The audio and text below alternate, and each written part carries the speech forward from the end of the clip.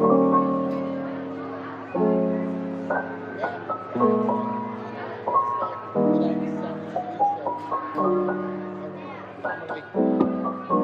talking to some of the guys the other day. I was talking to James Doolan and them, and just saying, like, with young kids, right? My youngest is 4, and it's like, I know you two guys won't get that, but it's like, it's yeah. I'll be honest with you, I'm climbing the fucking walls. But it is what it is, mate. You know, this is just all. It's fucking unprecedented. It sounds like a cliche when you say that, you know, unprecedented and everything, but yeah, this is I hope it's a once in a lifetime thing. Hopefully. I thought about you the other day, actually, because we went out for a walk, and I walked past a house that had the side of the house opened up because they were having some extension done, and obviously everything's just been put on hold. Like, you were doing some work on your house, but it's in a state where it's all comfortable and livable, right? Oh yeah, I mean, if this was this time last year, it would have been horrible. But yeah, essentially, when we moved house, I was essentially building a new house, but it's kind of, the new house was on top of what we were already living in. But sorry, from a living perspective, it was kind of 90% there by Christmas. So yeah, that side of it, thankfully, is okay. It slowed down a little bit outside and back of the house, but in terms of our living accommodation and being comfortable, thank God that was tucked up before Christmas, because yeah, if I wouldn't be climbing the wall, I'd be fucking out the roof by now. I'd have been gone. But yeah, it's just things have slowed down a bit, but they're going to start taking over again once we get moving, because obviously building and stuff, they won't come to the house. Yeah. How are the family holding up? Are they? You're not attacked anybody yet? No, you're not. You're not T-Rexed anybody. I've not what? Not T-Rexed anybody. Well, I don't know, mate. Yeah, probably. I can see Mystery laughing. He's fucking. That's what I was about to laugh there when you said. I thought of you the other day. You said when you went for a walk, and I thought, fucking hell, he's walked past somebody eating a bag of crisps or something. Something's happened, but I've been keeping up with it. I've been keeping up with a few of your Instagram stories and stuff, and I see you are in, because I was saying this the other day when I was talking to James Doolan, like a little podcast thing, and was talking about, because we all had me, him, and the other guy who was doing it. I think his name's James as well. We all share in common that we have young children. Right. So we were saying about isolation. That's not fucking isolation. What you are doing is isolation. The people who, like, we were saying, you know, if you don't have young kids or this, that, and the other, it's like a true relaxation. But, yeah, all joking aside, mate, it is what it is, and this is, it's mad, isn't it? It's crazy what we've found ourselves in. Yeah. What's your week looking like? Are you staying at home most of the time? Are you one of those guys that's at the DIY shop buying all your decorating? Yeah, because that's kind of that's a weird one, because some of the things that took a back seat with the building have allowed, because I'm not traveling, it's allowed me to take over. But of course, all the DIY places, they're all like click and collect. So, mate, if you had a camera on, well, you know this fucking drill. If you had a camera on me for the last fortnight, you'd have had some gold. Like, I can imagine in B&Q car park behind someone that's clicking and collecting and taking too long to load their car. Look at this fucking prick. Look at Nah, mate, no aggro coffee. No aggro coffee. But yeah, it's sorry, mate. What have you been doing with your days then? To be honest with you, like I said, I've been, because fortunately I can turn my hand to a few things. So I've just been like, and the missus as well, to be fair. We've just been concentrating on the house, getting done what I can. And yeah, it's that pretty much. And then going out, you know, part of the reason why we moved is because of where we moved to, and it's right opposite the literally, when you outside of my front window in the bedroom, you're looking at the national park. You know, it's all forest. So that's, you know, you can go for walks in less than 2 minutes. You're over there with the kids. You're over there with the dog. But yeah, I know every fucking inch of that forest already. Have you been grapple with Mrs. Mark? Sorry, mate. Who have you been having to grapple at home? The missus? No, she won't have none of that, mate. She don't like that. You go to if I go to grapple my missus, mate, it's like tackling a fucking rabid dog. Like, I'll get bit straight away. I'll cut it out immediately. Get bit so straight. I'm missing the train. Yeah, she won't stand for that shit, mate. She'll stop me in my tracks. Yeah, that's another thing. Like, obviously, from all joking aside, yeah, I keep saying all joking aside, I put it out on Twitter, mate. It's like, you don't know what you've got till it's gone, do you? And then, like, with this, obviously, for me, yeah, you know, Dan, I know you travel too, but you know what I've been like and been like for the last 10 years plus. But you can't complain, you know what I mean? Because there's a lot of people in, you know, we're healthy, I'm healthy, the food's on the table, and that's it. The rest of it, like I said, I know it's going to come back, and you're kind of going to be in a position to, like I said, well, the old adage and stuff, you know, you don't know what it's got till you've gone, but this is kind of like, it's a mad thing, you know. It's like, this is, Dana White put it out, didn't he? Put this thing, you know, it was a couple of weeks, then everybody shared it. It's kind of like the world's putting you to your bedroom to think about yourself. You know, it is. Yeah, it's mad because, like, even when, I don't know whether we're making it up or you think that things are more emphasized, but even weird things like birds and the trees stuff, there seems to be more of it now.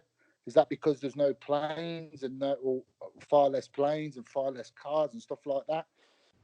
I don't know, but we're all deep in thought anyway, or at least we should be. Yeah, I'm enjoying it. I mean, and to be honest, like I said, I'm pretty antisocial, so I'm not missing going out of the house. I've got my gym here and enough Lego to sink a battleship, so I'm good for a long while. As long as the co-op's got food stores, I'm fine. Are you missing the travelling at all? Mystery's climbing the walls. He's missing being on the road. He keeps posting photos of his passport on Instagram. I saw that, and I was messaging him back and forth. And you know what, mate? In a weird way, yes, I am. But put me back on the road, and within 2 minutes, I want to tear the guy's fucking head off. You know what I mean? It's a weird one because I am really missing it. But it's like, and I've always said, isn't it? You know, I said it's not like the traveling, as in being in the destination, it's a blessing. It's amazing. But the traveling, you know, airports and this, that, and the other, not so much. But yeah, bloody hell, like I said, mate, it's I just can't wait to get going again. Yeah. But it's going to be weird because everyone's been asking me questions about that, about obviously, you know, getting on to, you know, talking shop, as it were. You'll know yourself, obviously, with 249, what was happening, and then the fact that it was in California, but it was going to be at the Tachi Palace, so it was Indian reservation land. That placed a lot of the officials in a compromising position, la-di-da-di-da. And I think, like, you know, calmer heads prevailed. And Dana said himself, didn't he, that he got a phone call from pretty much top table at ESPN and Disney. You know, we'll just let it stand. But I think he's determined to start getting this on the road. From what I understand, Florida, as in the state of Florida, because a lot of people don't understand that, you know, in America, you do have federal law, but I think that in many states, or in fact, most of the states, the state law will supersede the federal, from what is my understanding. So if a particular state wanted to do something, i.e. put on fights or declare it safe to do so, then I think it's going to happen. And I think they were talking about Florida. But I think, in all honesty, I'm pretty sure that once Nevada open the doors and sanction it and say that it's safe, then there's going to be a glut and a run of shows at the Apex in Vegas. So I'm like I said, you know, hopefully I'll be out there and I could have been out there before because I actually operate under it's an O1 visa I operate with in the US. So it's classed as an extraordinary talent. Oh, No. Straight to your head. I can see it now. Yeah, I mean, what the fuck? They must have got me mixed up. So it actually is classed as an O1 visa. So in terms of being out there to work, I'm not quite sure how the sanctions are still in place with regards to people flying. But I think with people who are working, but you've only got to look at the news, didn't you, with Trump? Like that's brilliant. Some of the stuff there. I think he's determined to get it back going as soon as possible. Well, he's all about the economy, isn't he? He's all about, money's got to keep moving. And I think I'm sure he's the kind of person that's got a lot of friends in high places that are relying on him keeping the money moving as well. So I mean, the thing is we can't grind the economy to a halt because everyone's got to stay at home and stuff's still going on. Like my neighbour's still working regular night shifts, running DHL logistics, and there's loads of stuff's going on. Like, and the thing is as well, like, packages showing up at the house. Like, if you read the details about coronavirus, like, it can stay on polypropylene for 3 days, which is most packaging. Is that true? See, this is the thing, mate. It's like you read so many things. Like, it's like a little knowledge of danger. I read this and you read that, and then you read about has it gone overboard, what we've been doing, this, that, and the other. And I don't know, man. You try and educate yourself as best as you can, but I didn't know that it could stay alive. I thought it was pretty much dormant after a quite short, like a half-life outside of the body. But no, I don't think so. I think it's like 24 hours on cardboard and paper, up to 3 days on polypropylene and glass, and like a day on any kind of stainless steel. So like you could imagine like handrails and all that kind of stuff. Everything you touch on the London Underground, for example, would harbour it for at least 24 hours, I would think. There's some services that it's got it for 17 days as well.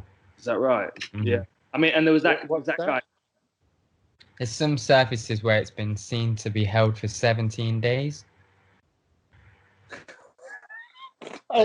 Okay. What surface?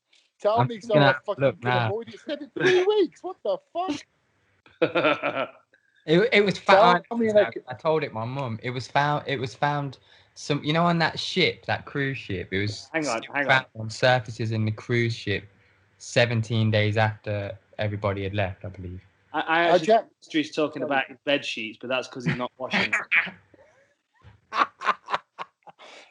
Listen, mate, there's a lot fucking worse than coronavirus on in Mystery's bed sheets. I know that much. Oh yes. Yeah. That much I do know. But Jay, because your mum is a nurse, right? Yeah. Honest to God, mate. And I've put a few tweets out there and this, that, and the other. But honestly, that kind of saying you don't know what you've got till it's gone. And there's also the flip side of that is you don't know what you have till you need it. Yeah. The NHS and me in the middle, like watching programs, stuff like that. Honest to God, mate, it's your mum and all of her colleagues and everybody. A lot of, especially the Americans, they don't really get the NHS, and I'm sure that the health service in a lot of other countries, not just us, are upholding themselves. But it does make you proud of what we've got, because you see some of the the news clippings and the hours and the strain, and not just the doctors and nurses, but even all the residual stuff like the cleaners and stuff. Anybody basically who goes in and works a shift in a hospital or a health center or a doctor's surgery, I can't give them enough credit, mate, and all power. 1,000,000%. Yeah. Yeah, I'm sure they would appreciate it. I think it's just one of those things that we've kind of all got to go through, haven't we? It's like it's going to be there now. It's going to be a part of our environment now. It's like the flu, and I think that the best, like, this isolation is good because it will slow down the spread and it'll allow the emergency services to deal with the people that are in need of help without it hitting everybody in the population at the same time when no one's got immunity. But I think like next year it'll still be around. People will still be getting it. But we'll have a better immunity to it. We'll have better ways to treat it. We'll have a better understanding of it.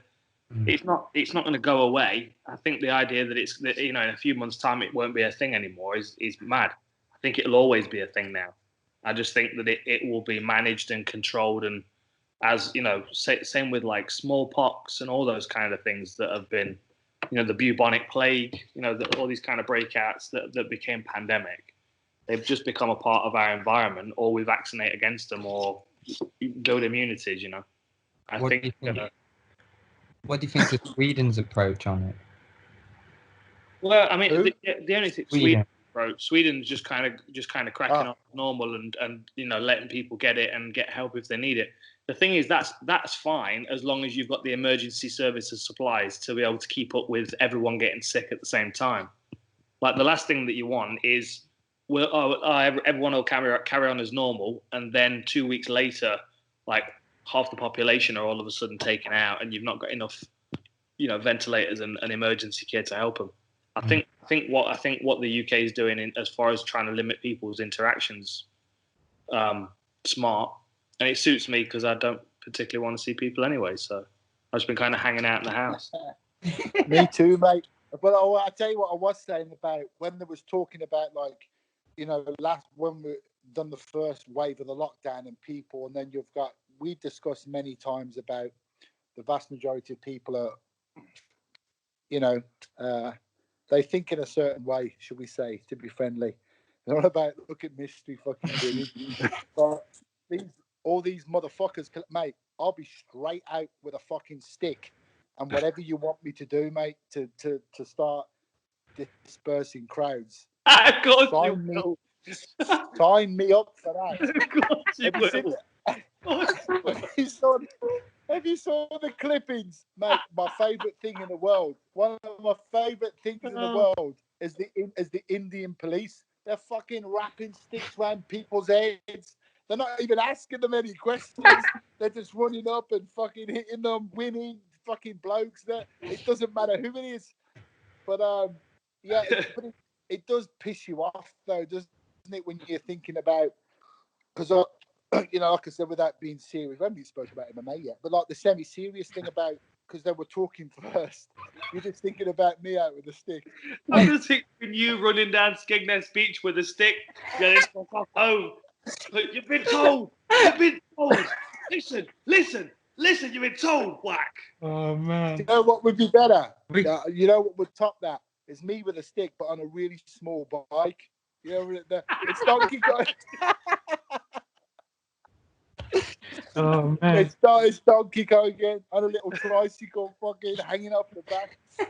But in all seriousness, like, with that thing and people not doing, like as a referee for a living, trying to say to people, don't do this, don't do that. So like that unnerves me. It's like, back to people, just if you got a simple instruction, then kind of follow it. But I don't know. Look, I think, and I was one of the ones. Look, I'm totally straight up front.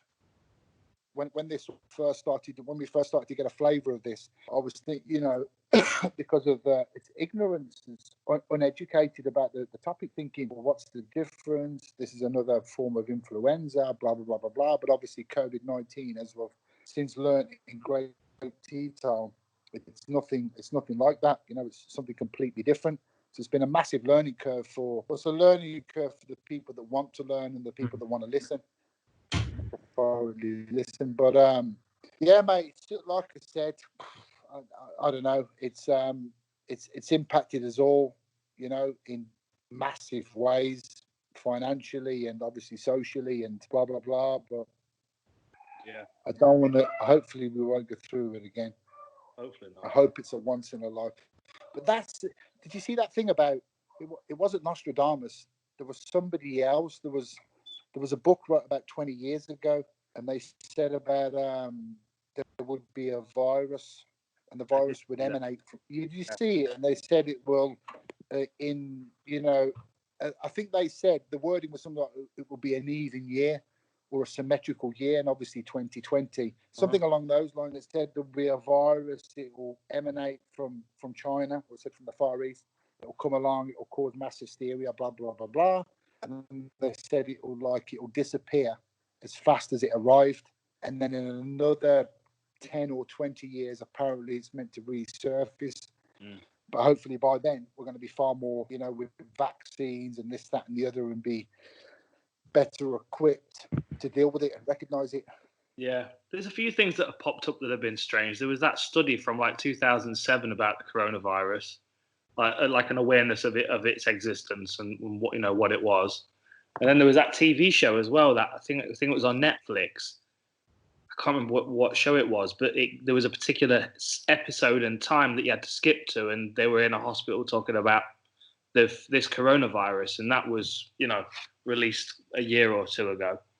It is, I mean, and plus the thing, is there a few different coronaviruses?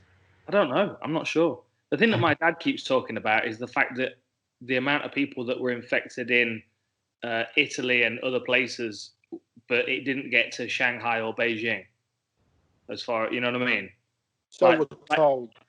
Well, yeah. So exactly. So, yeah, exactly. But I mean, it wouldn't surprise me if they had a bit more forewarning. They'd been able to like prepare themselves for it better. Like, did you see the videos coming out of China of them like catching people at like roadblocks and stuff? No. I think we were talking about that, weren't we? It was like a roadblock, and a guy pulled up, and he's like coughing and sneezing, and then he gets out the car and he's walking towards the police, yelling at him, and someone runs up behind him, and those old cheap like fishing nets that you get down by the seaside with a bucket and spade. There's like a long bit of like rattan and a little net on the end. Like someone runs up and puts it over his head, and then they tackle him and tie him up. Fucking sign me up. So have you been training much? Have you been able to do much, or are you just ranging the forests across the road?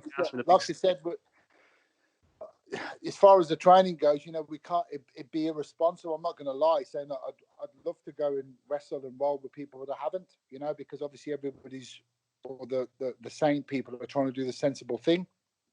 So there'll be no rolling, no jiu-jitsu, no wrestling, nothing. And like I said, taking the dogs for a walk, taking the kids out over the forest, stuff like that. I thought I had the best intention of starting to road run again, but I just like eating and having a drink. So I'll get to that next week. We need to get some footage of you running. We'll have to get some video of him running, and then just before we show footage at the start of the podcast, we'll show a glass. We'll show a glass of water, and we'll show the ripples in the water like Jurassic Park. Like, yeah. Yeah, fucking hell, that's it. Yeah, then them running. Yeah, that would be a good one. But like, do it like at an MMA event. You go, fucking hell, he's coming. But yeah, are you going out to Fight Island then? Oh, mate, it's what is? I don't know, mate. Look, you're the same. We move in the same circles, and talk to a lot of the same people and stuff. And like talking about MMA for a second, it's weird because Mystery was getting all teary-eyed when he this morning posting pictures of his fucking passport and stuff. And I should have been in New York, and then he fucking suckered me in because I was replying going, I should have been waking up in New York today. But obviously, last night it should have been, the most cursed matchup in MMA history. Mm. And from a personal point of view, I was completely devastated, on a professional front, because I was assigned to work at that event. I was going to be at that show. But yeah, it is what it is. I mean, so that was the fourth time there they do it. And then there was a whole thing about, we touched upon before about they were trying to hold 249 together. It was going to be in California, but obviously I think common sense has played out. But this whole Fight Island thing, you're probably the same as me. A lot of people talk about it, but we don't know where it is. And is it going to happen? Or I think, like I said, I think the sensible thing to do would be either if one state in America, i.e. Florida, said that it was safe and sanctionable to do events, then okay, let's see what happens. But I think the smart money would be on waiting for Nevada to open its doors again and start sanctioning events, because they've got they've got the Apex Center right next to the Performance Center, and they can churn out fights till their heart's content. Thursday, Friday, Saturday, they can churn out fights as long as they want, and they're in full control of it, and from a production point of view as well. Yeah. How are you going to feel about traveling again when the time starts? Are you going to feel all right about it, or any hesitation? 100%, mate. It won't bother me. You know, like, would I take more precautions? I don't know. Yeah, possibly, maybe, but you know, been doing this for so long, and thinking, look, I don't want to be, you know, stupid or careless about it. But yeah, you look at the UFC said to me, you know, if Nevada opened up in a month's time and said, well, we're doing fights, and they bring me back over there, am I going to fly over there? Yeah, I'm going to fly over there.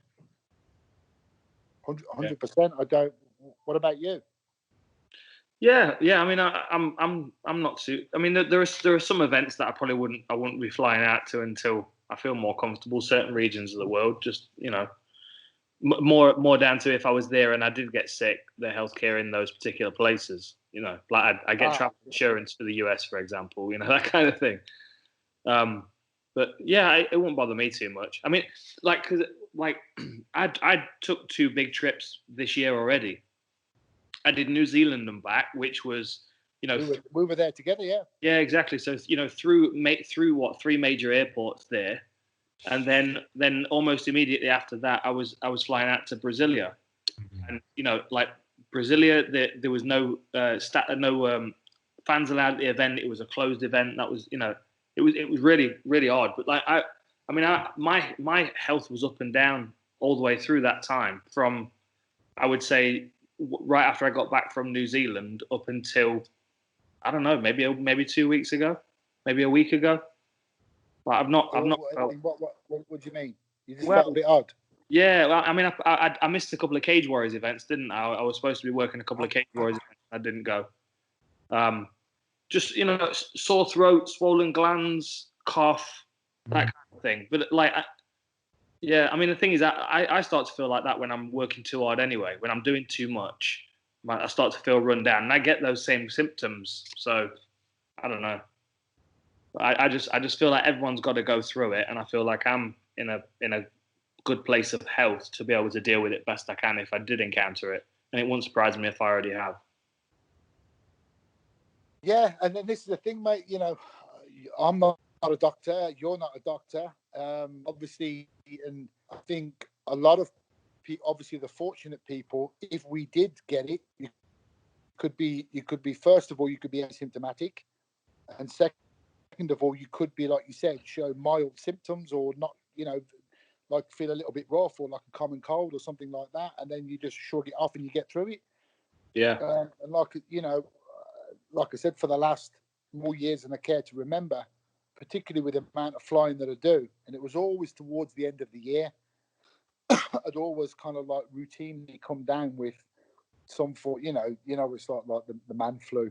It's like the dreaded thing of blokes, like, but I'll tell you that, having said that, I've had the flu once in my life, like the flu, because I thought, you know, blokes have colds and this, that, and you think you don't, but I don't know if you've ever had the flu, but when I had the flu, fuck it, mate, honestly, I thought I was, what are you laughing at, Mystery? What the fuck, what's the matter with you? I had the flu once, mate, and I genuinely thought I was knocking on the door. I was in a right mess. Like, it made the colds look like. But apparently they say that, like I said, the doctors and stuff can be all over this. That even the common, like you know, the influenza or whatever it is, that you may only be subject to it twice in your life, or a certain strain twice in your life, and then you should be immune to it. Your body takes care of itself. But fortunately, I've only ever experienced it once, and it was horrible. And yeah, it was like, you know, it's like a man flu or a man cold, like times 100. So if you've had it, you would know. You would definitely know. Mystery would have no chance. He'd fucking hell, mate. He'd fall at the first hurdle. He's off the saddle at Beaches Brook, mate. I've been trying to keep well healthy since this has happened, to be fair. Been going on runs, doing loads of bike rides, getting fit. Yeah. He uploaded a story on his Instagram the other day. I thought someone had robbed his phone and run off with it. He went for a run. What to the fucking bottom of the drive and back? How far did you go? The first time I went 1.6 miles, and then the second time I went 2.5 miles. So I'm building up. I only started 3 days ago, and then I did a 12-mile bike ride in between that, and then as well doing full body weight exercises every day. Okay. Okay. Full body weight. That must be a torture on you, huh? Yeah. But hey, it's all relative, as I'm sure you know. I've got 20, kettlebells. all 20 kilograms of it there. And you say you're going for mind you, actually, like you said, it is relative, because 1.6 miles to you with them little legs, that's probably like half a marathon. So I do sympathise. Yeah, but he has to wear heavy shoes so he don't blow away, though. Just put ankle weights on. Look, shave his head so he's all streamlined. He's permanent like that. That's how he runs as well. And he wears the cape. So MMA then, Dan, what's going on? Yeah, shall I leave you to chat some MMA for a little bit? Where you going, Mystery? This is the part where he switches his camera off and takes his clothes off. It's a bit of a weird thing. Hey, I wasn't planning on turning the camera off. Yeah, I've got a good picture of him on the beach when it Mystery you sent me. Remember that one? What's that?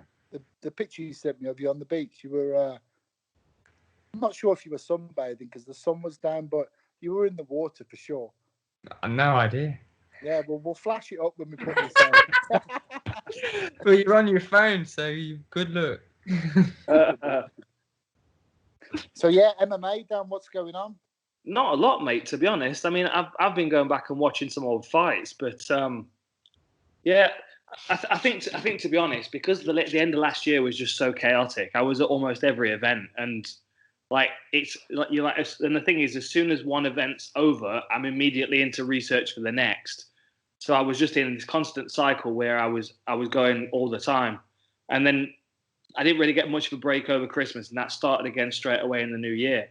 So then, as soon as I got back from Brazil, I was just ready to stop. And then, I mean, this government enforced holiday is kind of working out for me, and I still don't really feel like doing much, to be honest. It feels like, I used this analogy the other day, it feels like a roller coaster that I've got off, but I still feel like I'm moving. So I'm just kind of dipping my toe in here and there. I've not been watching loads of MMA, some old boxing, and a lot of the old stuff. I've been watching. I went back to like Pride 1, like UFC 3, 4, 5, up to sort of 15 and 16 and that kind of thing. Because what it is, I want to do some more stuff for the channel, just like some more kind of archive stuff, because there's loads of good fights that, you know, you'll remember back in the day. Like when we were doing Cage Warriors events, there was awesome stuff going on over in North America and in Japan, and they kind of laid foundations. And there's a lot of legendary fighters like Oleg Taktarov and Gary Goodridge and Ensign Inoue, people that like the modern fans might not know as well. So my thinking is that I want to start kind of putting little videos together of like these career packs of these fighters, so I can kind of start showing some of the foundational figureheads of MMA. Like, have you got any? What were your favorites back in the day? It's funny, Mate. I will answer that question, but what you just said is, and I mentioned him before at the beginning, was James Doolan. I know you know James well. Obviously, James Doolan, for the guys who know, he's a Scottish MMA coach, been around for forever.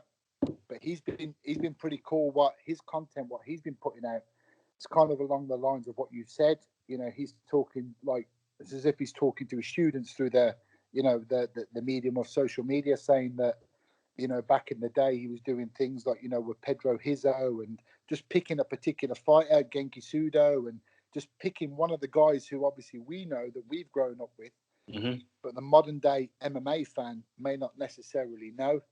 To be honest with you, mate, do I watch much old MMA? No, not really. Did you at the time though? Oh, Jesus Christ! Yeah, of course I did. So who were the ones that you remember? Like when you think back to the early days, the guys that had most impact on you. Number one was, I'd probably say, as the cliche is, you know, was Hoist, because you know, going all the way back to 20 years ago, at the turn of the millennium, when I was discovering MMA and getting into MMA, and you know, I was given VHS videotapes from my then next door neighbor, you know, and looking at him. I'll be honest with you. Obviously, the whole thing about Hoyce, with him, you know, being the small guy and defeating all these bigger guys, I was more taken by Ken Shamrock. Right. I was more taken by that, you know, this shoot fighting in trunks and like thinking, you know, what the hell's that? But yeah, like, you know, the story days of MMA and what we've gone through and the people we've watched. I do watch fights like from yesteryear, but I don't go back that far. Weirdly enough, like if I'm on a study run, I may study something from obviously from a personal perspective or from a referee's perspective, yeah, or from a judging perspective. So I'll kind of keep the fights to maybe 2, 3, 4, 5 years old. Mm-hmm. But obviously, you know, all the names that we just spoke of, and going back that far, yeah, it's been a long time since I've watched the early days of UFC. A long time. It's kind of funny looking back because, so I get into like, and I do the same thing with music as well. I'll get really into Bob Dylan, and then I'll go, oh, Bob Dylan was inspired by Woody Guthrie, so then I'll get really into Woody Guthrie, and then that'll lead me to Arlo Guthrie, and I kind of follow these little chains, and I do the same with MMA. And I was doing like, I can't remember, it was like Frank Shamrock, and then that led me to Ensign in a way, and I was watching some of Ensign's fights, and then I watched his fight against Randy Couture where he armbarred him in about 90 seconds.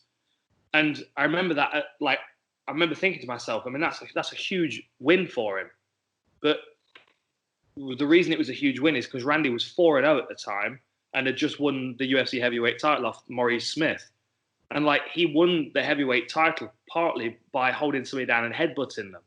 And like, to think about that being like the early days of MMA, like there was a lot of like holding over the fence. There were like intentional groin strikes and that kind of stuff. It's just, I just think it's funny to see that like the kind of the thinning process, that what has now become, you know, the fat's been trimmed down to what is now like a style in itself, which is MMA.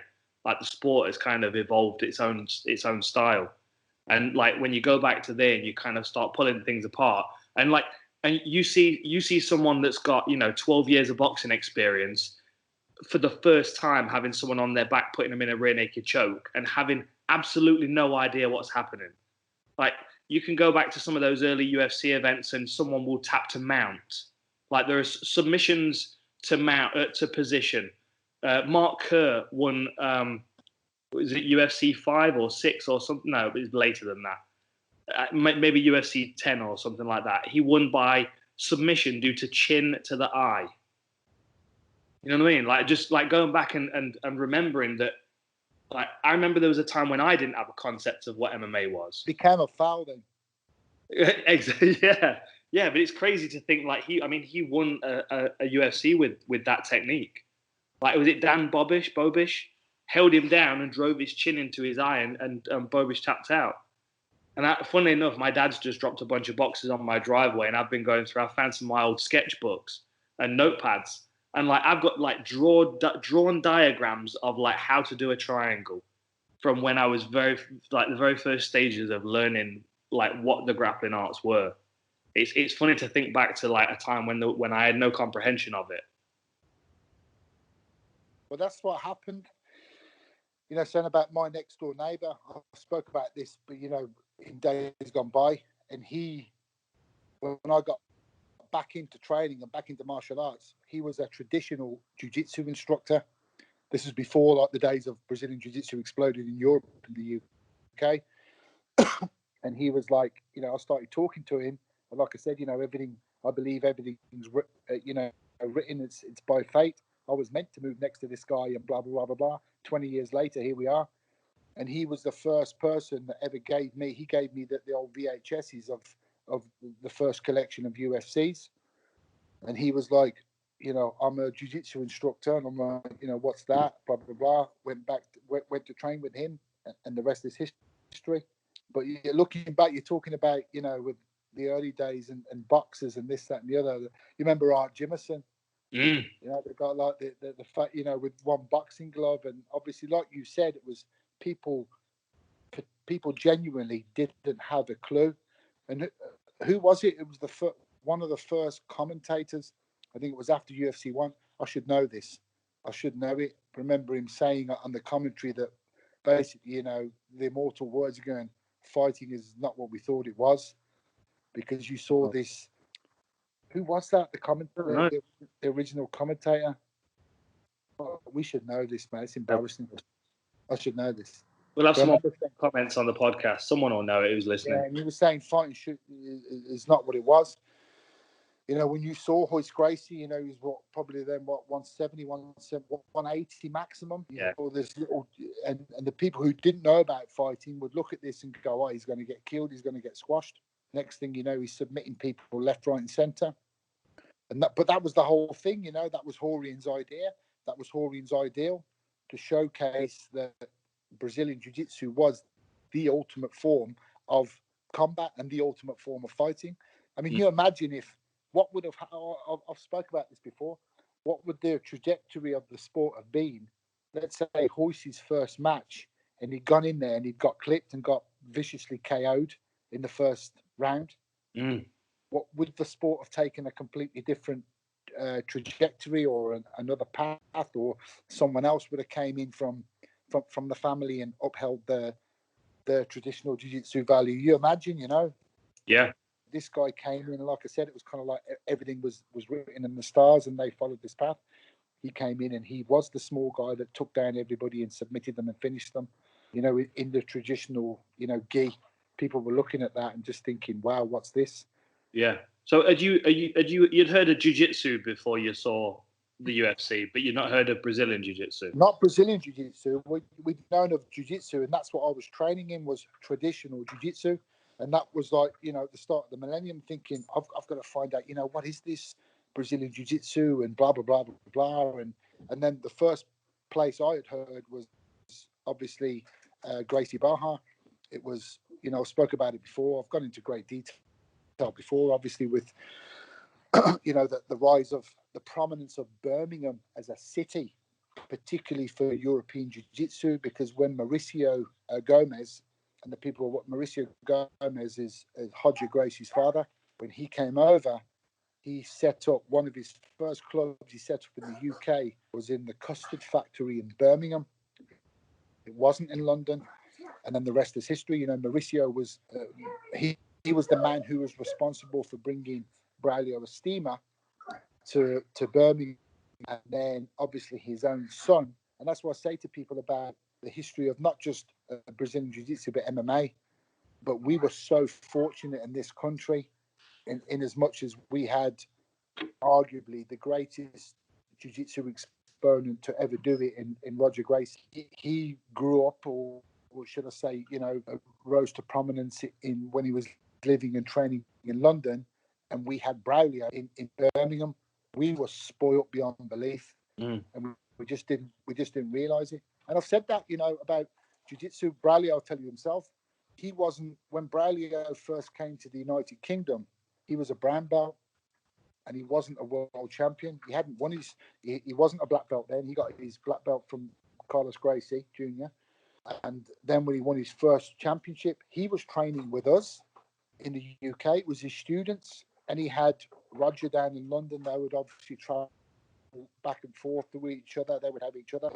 Years later, they had Legato. Much later than that, he had his brother Victor. But obviously, when Victor first came over to England, Victor was a young boy, like a young teenage boy. He was a purple belt in Brazilian Jiu-Jitsu. And then that's when he started training as an athlete, and then turned into the monster that we know him. I know you know Victor very well. But yeah, just harping back, the prominence and relevance of, in particular, I spoke about it on the Cage Warriors video. Remember last year that we're doing the promo for Birmingham, and I was talking about Birmingham being a hotbed. It's the same for freestyle wrestling. We were in England for freestyle wrestling. It's a very small sport. It's a niche sport. But in Birmingham, we had a hotbed, and we could enjoy the grappling arts freely in our city. I made my UFC debut in Birmingham as well, UFC 89. Against Akihiro Gono. Yeah. And That was my debut too. Was that right? 89? Yeah. Yeah. 2008. Yeah. I had Dan Mergliotto refereeing me, and he there was a point where he pushed Gono into the fence. It was quite funny. It was. Yeah, he caught him mid-air. The horn sounded for the end of the round, and he ran in and caught him. Yeah. Yeah, we both made our. This is the weird thing, you know. We both made our debut at the same event, UFC 89 in Birmingham, 2008. Yeah. Do you remember that other event I fought on? I think there were only two times I fought over in Birmingham direction. The other one was against Stuart Barrs. Fought on the same show. You fought on that show, yeah? Who UK Storm. Yeah. Who did you fight on that show? I fought an Indian guy from London, Kuljit Digun. We were on the same bill. That was maybe 2004, maybe 2004, 2005. Yeah, I think 2005. Oh, there we go. Mystery's popped up. 2005. Oh, look at him jumping on there. Yeah, 2005. Yeah. It was on the same bill. But obviously, I know you beat Stuart that night. I did. Stuart was he was a training partner of mine at that point. Yeah. He was tough. He was strong. Because I mean, I was still a bit of a kid at the time, and he was like, he was. I remember he was very young. Huh? You were very young. I was very young. I still am very young, cheeky bastard. I still am very young. How old are you? I'm 26. Fucking hell. Seriously, how old are you? I forget. I'm 37. It's like The Office. Yeah, that sketch in The Office. How old? Yeah. Well, we're both in our 30s. Yeah. He's clawing on to 39. Yeah, but I'm 37. Yeah. But don't forget, see the UK Storm thing you're talking about. That was that promotion was by. If you go to the very first UK Storm, which was in 2004, that's where this is the whole fate thing in the past. That's where I made my debut as a referee, because I was supposed to fight on the show. I got in. I couldn't compete anymore, and it was run by Stevie Brindle, and his wife Sarah, who owned Stevie B's gym that I trained out of. That was where Braulio had his gym. Blah blah blah blah blah. It's where it's so entwined. But yeah, UK Storm. The first UK Storm was in a field in Evesham. It was in the big marquees. Were you there at the first one? No, I wasn't the first one. No. Yeah, it was an amazing day. I remember the weather was beautiful, and it was kind of like a festival, because we had the music and all the barbecues. Braulio was doing like a submission league thing during the day, and then in the evening came the MMA fights. And Stuart, yeah, you're right, because Stuart Barrs fought that night, and he won. I remember, and like for myself, I was supposed to be the main event on that show. I got injured and I couldn't compete, and Stevie said something happened to one of the refs, and he said, "I want you to referee," and I was like, "Fucking hell, what?" And then I just jumped in. and started reffing. The rest is history. Mad. Yeah, nice. It's good looking back. Let me show you these gloves. I don't know what fight they're from, but I'm going to try and figure it out later today. Hang on.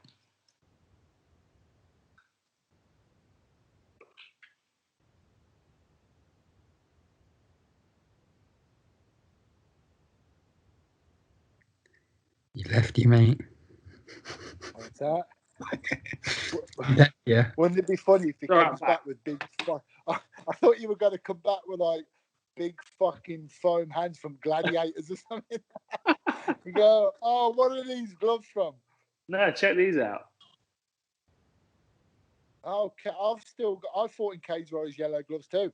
Yeah, that was back at the they were probably, you might have either the Sky Dome or the Enter the Rough House days. The fact that would be a good. There's only really one person who can answer that, Ian Dean, to find out when Cage Warriors first started using yellow gloves. Yeah. The Sky Dome. I don't know what fight they're from, but my dad found them in the garage earlier today. So he's brought some stuff over. But I'll add them to my glove wall, because I've got most of my fight gloves on there. Found some good stuff. Yeah. Full training diaries and stuff as well. I've got to show you this as well. Go on. Well, because we were gathering some good momentum on the way to UFC London with Emma, weren't we? The English Mixed Martial Arts Association. Oh, mate, I know. That's one of the saddest things about it for me is that never came to. So we've still got that to look forward to. But I'll show you this because these came the other day. Oh, the pin badges. Look at that. How smart is that? How beautiful. Yeah, that was like from a personal point of view. Obviously, first and foremost, the fighters losing out on that fight, on their respective fights in London. But yeah, with us and obviously the British viewers or the English viewers in particular who are listening might have heard of obviously EMMA, the acronym EMMA, the English Mixed Martial Arts Association, that we were trying to doing our best, doing our damnedest to get it off the ground and up and running for the betterment of the sport. But when things get going again, I'm sure that's going to get going again. And it's funny enough, man, was actually because with my work with IMAF, I was talking this week about from an administration point of view, Emma is still ticking on the background. So, like I said, once we're all able to freely move and get together, I'm sure it's gonna pick up and we'll get going to where we should have been. Yeah, for sure. So, I don't know. Go on. Sorry, Dan.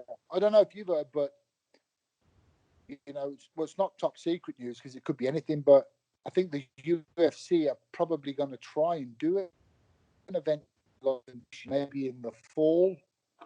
Maybe I've picked that up wrong. I don't know. That'd be nice. It makes sense though. It wouldn't surprise me at all. I think we'll get a show, even if it's not London, because I know they struggled to book the O2 Arena so far without doing it so far in advance. So I don't know whether we'd do somewhere else, a different venue or not. But I'm just looking forward to getting the fights back up and running, to be honest. And I think that once the UFC have done that, I think that then things will start to feel like they're getting back to normal because we'll have a schedule that will kind of guide our. I'm kind of drifting at the moment, not knowing exactly what day it is. And Saturday was normally what guided me because it was fight day. So I'm kind of looking forward to things kind of falling back onto a 7-day schedule. But it'll be a while before things are back to normal. And I think people are still going to be kind of weird anyway for a while. Be a lot of face masks, a lot of like mandatory face masks here and there, and like people are kind of like the social distancing is becoming social paranoia. You know what I mean? People. The what? Sorry. I mean, it's weird because the social distancing thing, I was heavily into that anyway. I was heavily into that. That used to piss me off when I was traveling. Like, honestly, I've turned around and physically moved people back in a queue, like in a Costa or a Starbucks. I feel like, you're the fucking hell, mate. You're trying to get in my backpack or what? Like the social distancing thing, I like my personal space. So I was quite heavy on that before. But, yeah, like I said, I don't... It's weird because obviously with the traveling, you'll know, particularly when we used to go over to the Far East, it's not so much them, but the Far East, China specifically, and Japan, China, Korea, the face mask thing, that's been around for years, even people on day-to-day public transport and whatnot. And I think, like you said, getting back to normal, inverted commas, whatever normal may be, I think the UFC can withstand it, obviously because of the ESPN deal and whatnot, putting on fights that necessarily the crowd are not. Obviously, it's a completely different environment. It's a major thing when you get a live crowd. But I think it's all about the content. People are just crying out for. Obviously, these major channels are going to be crying out for content because every single. It's not. There's just literally no live sport. No. So I think the sports that can come back earlier, maybe MMA and boxing without the crowds, I think they might have an easier transition than things like soccer and football, rugby, whatever it may be. I don't know. Well, look at the Olympics I think that was a common sense thing, Yeah, for sure. Yeah. Unprecedented. Sorry, mate? Snooker, 3 people. That's all you need. Tennis, 3 people. 2 players and someone doing the refereeing. Or snooker. I mean, do you even know there's any more than 3 people in there? Do you know what I mean? Find it so peaceful to watch, so relaxing. It is. I don't mind snooker actually, but yeah, like you said, it's not. But like the big sport, the major sports, American football, baseball, and I think the crowds and obviously concerts and things like that.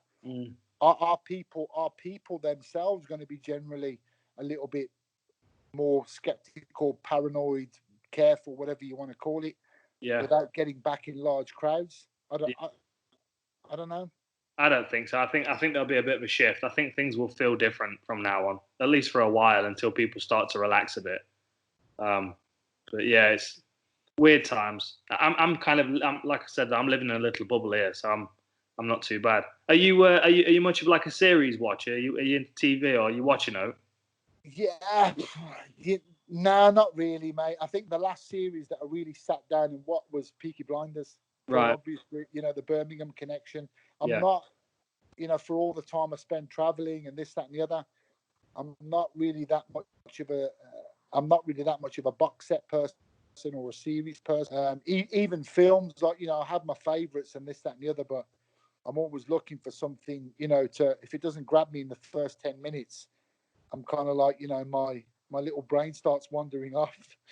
So what are you doing with all your free time then? Do you feel like you've got much free time at the moment still with you being at home? Yeah, I'm obviously with the kids and stuff here, and then doing the jobs around the house. Like I said, the people with kids will know, because it's the difference of, look, it's fundamental. You're either living in a confined space with yourself, one other, your partner, or you could be there with 2, 3, 4, 5 others, being your family and your kids. And that's the difference, is when you're in a confined space. I mean, like I said, it's not, we don't live in a shoebox. It's especially with a new house and stuff, but it's you just do what you got to do. But it's just a weird thing, mate. I keep saying this, and like, without other people jumping down our throat, I'm not saying I'm going to compare this to the war, because obviously it's nothing like the fucking war, with what the people were going through. So before the comment section starts fucking blowing up, calm yourself. I'm not comparing it to the war, but in our lifetime, what other kind of social event or something, a global event is going to have this kind of an impact on us? I don't want to go through this again. It's like I said, you get all the other people going, oh, well, Anne Frank hid in a loft for fucking 6 months and da-da-da. And yeah, we know that. And then with the war and blah, blah, blah, you've got iPads and this, that, and the other. Okay, guys, look, we understand all that. But you're only accustomed to what you know. So for us, in our generation, our lifetime, being told, don't walk down the street, don't gather with your friends, don't do that. The easy-minded and the forward-thinking people can more or less comply with that. We're going to do as we're told because we can see what the greater picture is. But I think a lot of other people, that going back to me riding around on a tricycle with a stick, whacking people with it, it's common sense is not so common, is it? No, it's not. You've also got the massive problem of when somebody tells you, particularly liberal countries like us. Did you see the thing in the US where they're all now protesting about the lockdown? Oh, fucking hell.